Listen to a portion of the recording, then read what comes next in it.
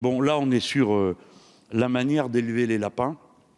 On vient d'entendre notre collègue avec lequel nous sommes en accord absolu, mais je pense que son image, l'image qu'il a donnée, est meilleure que la nôtre. En France, ce sont 37 millions de lapins qui sont élevés dans des cages grillagées où l'espace de vie est très restreint. Pour un lapin, l'équivalent d'une feuille A4. Parce qu'en disant que c'est l'espace d'une feuille A5, je pense que tous les collègues comprennent de quelle norme on parle. A4, pardon. A5, c'est encore pire. Non, là, dans A5, on ne met même pas une poule. Hein. Bon, c'est A4.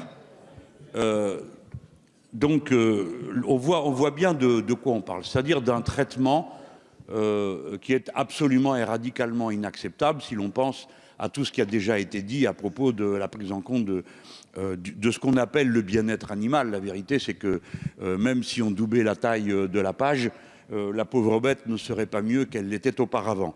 Et vous avez raison de dire que ce sont les solutions alternatives, même si elles peuvent aussi prêter à discussion, mais du moins, au moins, nous donnent-elles pas le sentiment à nous-mêmes de nous déshonorer en acceptant des normes qui sont inacceptables. Voilà, collègues, pourquoi nous pensons que ce serait bien qu'on le vote tous ensemble. Vous avez entendu mes arguments peu, mais les vôtres beaucoup, et je crois que ça vaut la peine qu'on prenne ce genre de décision à cette heure.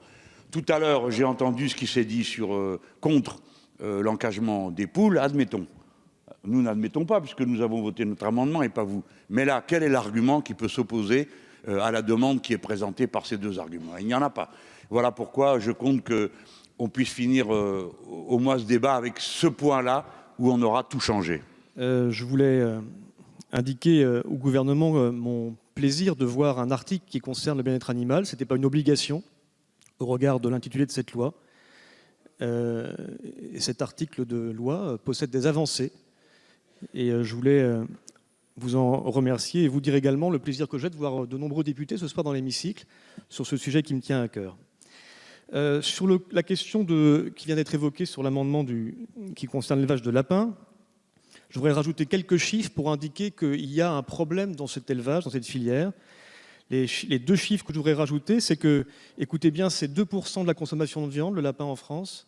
On consomme très peu de lapins, et c'est pourtant plus de 10% des antibiotiques utilisés à usage vétérinaire.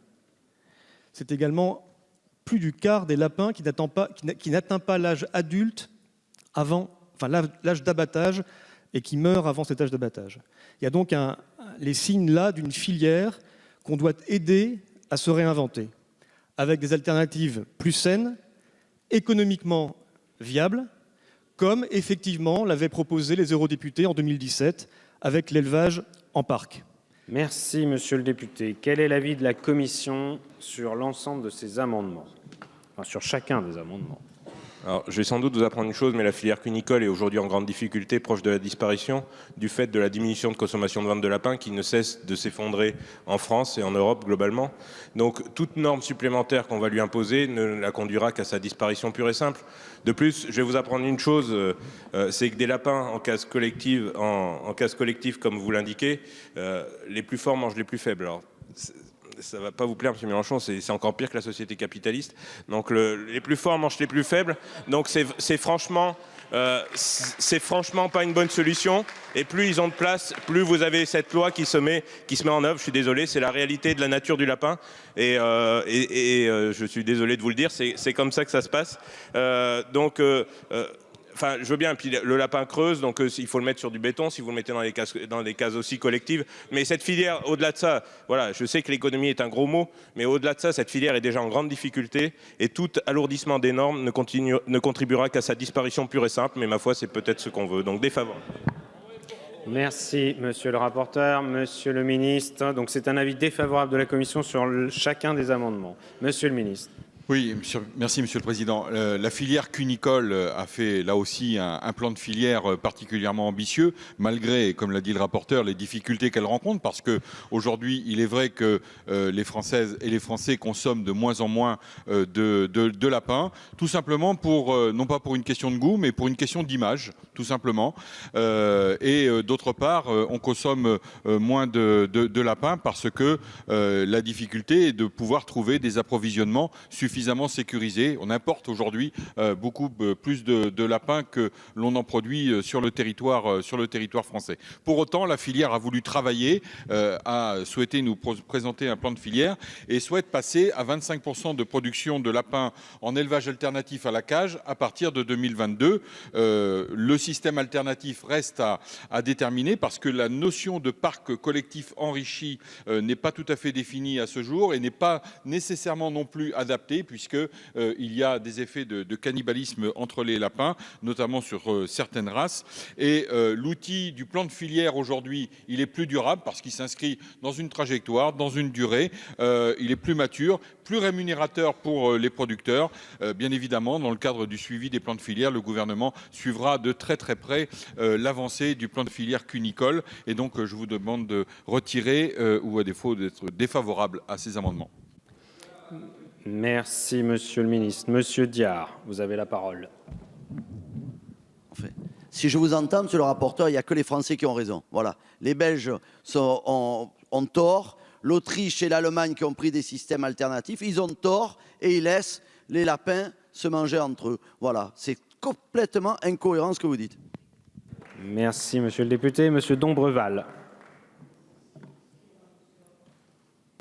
Si on n'impose pas de nouvelles normes à ces élevages cunicoles, on pourrait au moins s'entendre sur un repli et en disant qu'on applique ce qu'on applique à l'élevage avicole aujourd'hui à l'élevage cunicole, en disant qu'à partir de maintenant,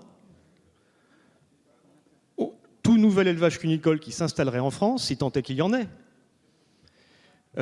eh bien, cet élevage cunicole doit se faire, non pas en cage, mais en parc collectif enrichi, quitte à enrichir ensemble la définition, mais ce serait un repli qui me semble tout à fait acceptable et qui ne met pas en difficulté en aucun cas, évidemment, la filière. Merci, Monsieur le député. Je réagis à une remarque qui a été faite à l'instant. Avant cela, commençons par dire que d'autres modes d'élevage permettent d'avoir des conditions qui sont économiquement soutenables. Il ne faudrait pas d'un côté les rêveurs et de l'autre côté les réalistes. Ce n'est pas vrai, ce n'est pas comme ça que ça se présente.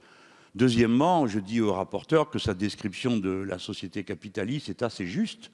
Elle ressemble à une cage à lapins, où les plus gros mangent les plus faibles. C'est bon, alors là, vous n'avez rien découvert, mais je suis content de voir non seulement que vous l'admettez, mais que les collègues applaudissent, ce qui fait que le sentiment anticapitaliste est quand même bien répandu dans cet hémicycle. Je viens au fond de la remarque de notre collègue sur le cannibalisme. Vous évoquez ces cas où, dans certaines conditions, ces animaux se mangent. Eh bien, voyez-vous, c'est une telle déformation de leur comportement que vous devriez vous interroger. Regardez, les êtres humains ne sont pas des carnivores. Leur dentition le montre assez clairement. Nous ne sommes pas équipés pour être des carnivores. Ce qui a conduit les tribus humaines à manger de la viande, toutes ne le faisaient pas, c'était qu'il se trouvait des réserves qui permettaient d'avoir des protéines de manière assez simple. Mais nous ne sommes pas des carnivores, nous sommes des omnivores, mais pas spécialement équipés pour ça. Donc il y a moins loin d'un être humain mangeant de la viande à un lapin qui est strictement équipé pour dévorer d'autres choses que de la viande et qui pourtant le font. C'est donc les conditions dans lesquelles on les fait vivre, puisque notre rapporteur ce soir vient de faire un grand bond en avant dans le matérialisme historique, ce sont les conditions dans lesquelles les lapins vivent qui les conduisent à devenir carnivores, ce qu'ils ne sont d'aucune manière pour le reste. Eh bien, rien que cela, mon cher collègue, devrait vous conduire à dire « nous sommes en train de faire quelque chose de profondément anormal ». Vous évoquez la compétition avec les autres pays et les difficultés de la filière.